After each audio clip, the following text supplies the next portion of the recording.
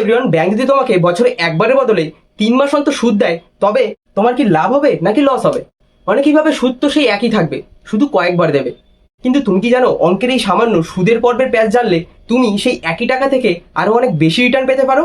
আজকের এই ভিডিওতে আমি তোমাদের দেখাবো ব্যাংকের 3 মাস বা 6 মাসের এই যে হিসাবগুলো, এগুলো তোমরা চুরি মেরে সমাধান করতে পারো কোনো কঠিন ক্যালকুলেশন ছাড়াই। তো চলো ভিডিওটা শুরু করা যাক। তো প্রথমেই বুঝে নাও এই সুদের পর্ব বা ইন্টারেস্ট পিরিয়ড কি, ঠিক আছে? ব্যাংক যদি তোমাকে বছরে 2 বার সুদ দেয় তবে তাকে বলা হয় 6 মাসের পর্ব। কিভাবে? আমরা জানি 1 বছর সমান 12 মাস। এবার যেহেতু 2 বার দিচ্ছে তার মানে 12/2, তার মানে 6 মাস অন্তর অন্তর দিচ্ছে।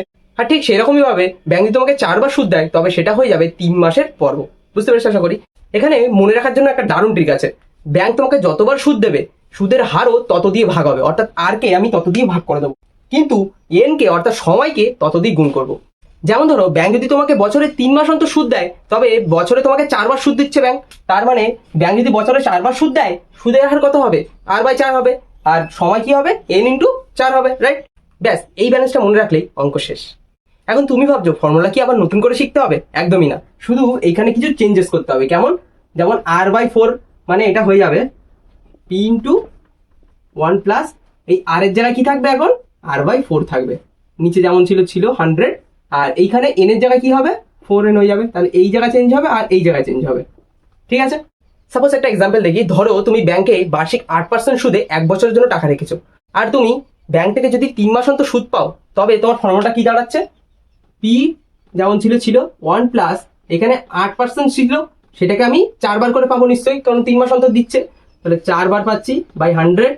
আর এখানে এন এর পরিবর্তে কি হবে? 1 বছরের জন্য রেখেছো, তার মানে 1, আর এটা 4 বার পাচ্ছ, তাহলে 4 দিয়ে গুণ করে দিলাম। বাস, এরকম।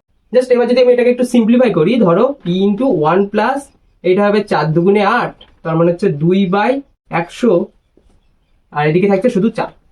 দেখলে তো, এখানে 8% সুদটা এখন 2% হয়ে গেল, আর বছরে তুমি একবারের জায়গায় তুমি 4 বার পাচ্ছ। আর আমরা তো জানি যতবার সুদ আসলের সাথে যোগ হয় ততই টাকাটা বাড়ে আরো, তাই না?